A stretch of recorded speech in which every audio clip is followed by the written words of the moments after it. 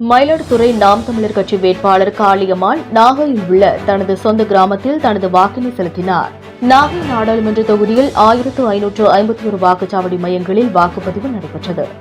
நாகை டாடா நகர் வாக்குச்சாவடி மையத்தில் மயிலாடுதுறை தொகுதி நாம் தமிழர் கட்சி வேட்பாளர் காளியம்மாள் தனது வாக்கினை பதிவு செய்தார்.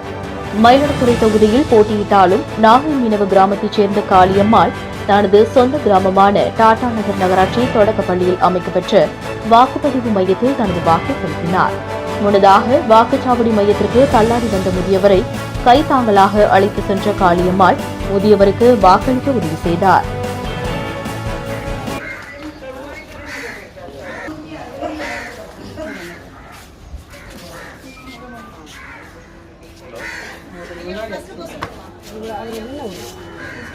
முன்னாடி